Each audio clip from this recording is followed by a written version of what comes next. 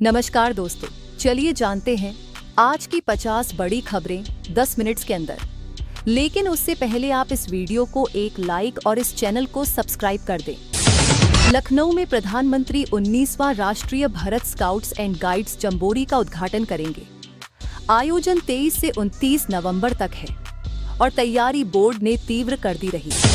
Patna high court ने जिला स्तर पर बाल निरीक्षण गृहों की कमी पर राज्य से जवाब तलब किया। अगली सुनवाई 16 अक्टूबर को तय की गई है। बिहार उद्योग संगठन के कार्यक्रम में राज्य मंत्री ने कहा कि पलट प्रवास शुरू हो गया है। रोजगार और निवेश के अवसर बढ़ने से लोग लौट रहे हैं। उत्तर प्रदेश पर्यटन विभाग ने पेरिस एक्सपो में अयोध्या, वृंदावन और कन्नौज के परफ्यूम परंपरा सहित संस्कृति प्रदर्शित करने का निर्णय लिया। मिशन शक्ति 5 रैली में यूपी के 18,000 से अधिक महिला पुलिस कर्मियों ने बाइक रैली निकाली। उद्देश्य महिला सुरक्षा, सम्मान और जागरूकता बढ़ाना था। सीतापुर जेल से आजम खान रिहा हुए। रिहाई के बाद वे रामपुर के लिए रवाना हुए और समर्थकों तथा परिवार ने स्वागत किया। झांसी में सनश्योर ने 82.5 megawatt p open access solar plant commission किया। परियोजना सालाना करीब 12.8 करोड़ यूनिट बिजली उत्पादन करेगी। यूपी ने आउटसोर्स कर्मचारियों के लिए एक नॉन प्रॉफिट कंपनी बनाई।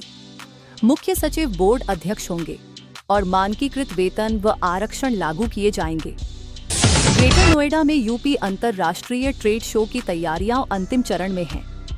रूस इस साल पार्टनर देश के रूप में बड़ी प्रतिनिधि मंडली भेज रहा है। बदायूं में हाईवे पर हुए सड़क हादसे में 3 लोगों की मौत हुई। मृत्युओं के आने पर परिवार में कोहराम और एक पिता का हृदयाघात भी हुआ। मेरठ के नजदीक पुलिस चौकी के पास नाले में अज्ञात युवक का शव मिलने से सनसनी। पुलिस ने हत्या संदेह के मद्देनजर मामला दर्ज किया।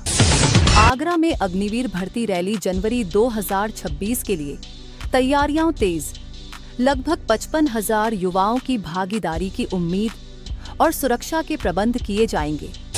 महाराजगंज में फर्जी प्रमाण पत्रों पर नौकरी कर रहे 2 शिक्षकों का भंडाफोड़ हुआ। विभागीय मिलीभगत की भी पड़ताल चल रही है। लखनऊ केजीएमयू में डॉक्टर व नर्सिंग स्टाफ के विवाद पर FIR दर्ज हुई। अस्पताल प्रशासन ने जांच के लिए समिति गठित की है। बिहार RERA ने 18 घर खरीदारों को बिल्डर से आंशिक धन वापसी का आदेश दिया।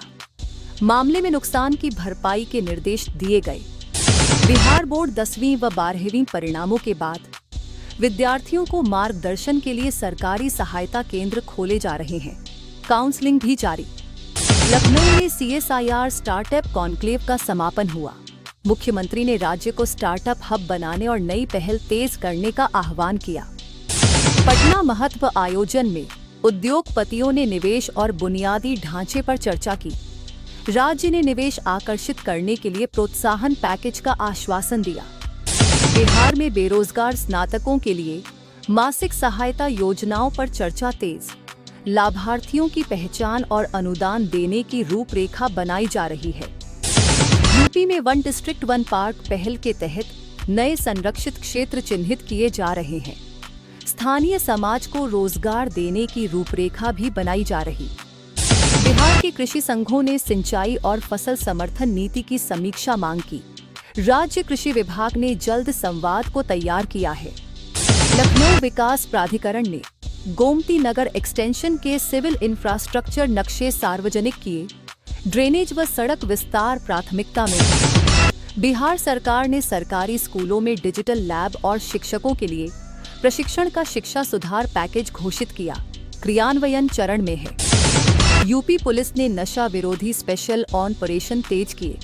कई जिलों में तस्करों के खिलाफ छापेमारी और जबरदस्त जब्ती की रिपोर्टें आईं। पटना में उद्योग संघ के सम्मेलन में विदेशी निवेश आकर्षित करने के रोड मैप और लॉजिस्टिक्स सुधार पर बल दिया गया। प्रोत्साहन पैकेज तैयार होंगे। उत्तर प्रदेश में 16 IPS अधिकारियों का बड़ा इन स्टेट ट्रांसफर हुआ। कैडर पुनर्रचना, तैनाती व जिम्मेदारियों में फेरबदल लागू किया गया।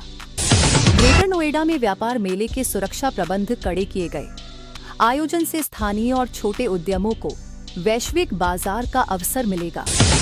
बिहार में न्यायिक और सामाजिक संगठनों ने बाल सुरक्षा नेटवर्क मजबूत करने पर विचार शुरू किया।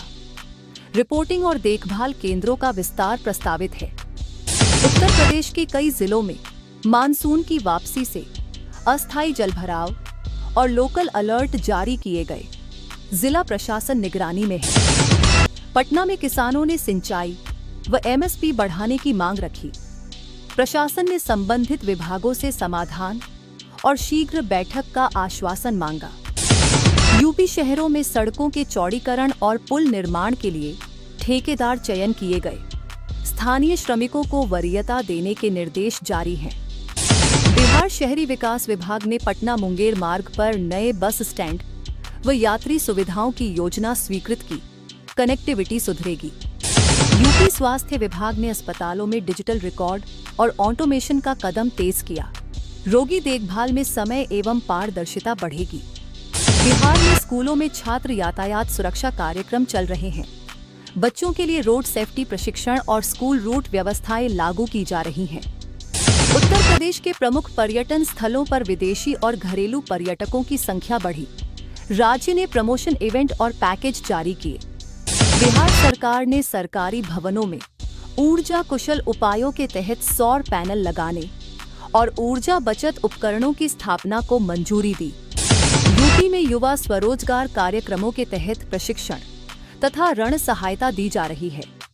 छोटे उद्योग हेतु इंफ्रास्ट्रक्चर फंड जारी किया गया। बिहार पुलिस आर्थिक अपराधों की विशेष जांच टीमों को सक्रिय कर रही है। जांच से कई बड़े मामलों में नई जानकारी सामने आई है। उत्तर प्रदेश सरकार ने एआई और डीप टेक निवेश के लिए रोड मैप जारी किया। राज्य को 2047 तक टेक हब बनाने का लक्ष्य रखा गया है। बिहार के ग्रामीण अस्पतालों में आपूर्ति और बुनियादी सुविधाओं के आधुनिकीकरण हेतु धन और संसाधन आवंटित किए जा रहे हैं। यूपी की स्टेट नीति इनोवेशन और स्टार्टअप इकोसिस्टम को तेज करने पर केंद्रित है। इनक्यूबेटर, ग्रांट और साझेदारी मॉडल प्रस्तावित किए गए। बिहार सरकार ने बेरोजगार युवाओं के लिए विस्तृत कौशल विकास केंद्र बढ़ाने की घोषणा की। प्रशिक्षण व नौकरी मध्यस्थता पर जोर रहेगा। यूपी में मिनी मेट्रो और शहरी कनेक्टिविटी परियोजनाओं के लिए प्रारंभिक सर्वे और पर्यावरण जांच शुरू कर दी गई है। बिहार में सामाजिक कल्याण योजनाओं के क्रियान्वयन को तेज करने के निर्देश दिए गए। वृद्ध और विकलांगों के लाभ बढ़ाने पर काम चल रहा है। उत्तर प्रदेश कृषि विभाग ने खरीफ फसलों के समर्थन मूल्य और बीज वितरण प्रणाली की समीक्षा तथा सुधार हेतु समिति गठित की है। बिहार में महिला उद्यमिता को बढ़ावा देने हेतु सूक्ष्म क्रेडिट कार्यक्रम और पंचायत स्तरीय प्रशिक्षण का विस्तार आरंभ किया जा रहा है। यूपी के स्कूलों में डिजिटल लैब और स्किल आधारित पाठ्यक्रम लागू करने हेतु विशेष बजट आवंटित और शिक्षकों का प्रशिक्षण शेड्यूल जारी किया गया। बिहार आपदा प्रबंधन विभाग ने भारी बारिश की आशंका पर निचले इलाकों के लिए सतर्कता जारी की। रिलीफ और निकासी तैयारी तेज कर दी गई।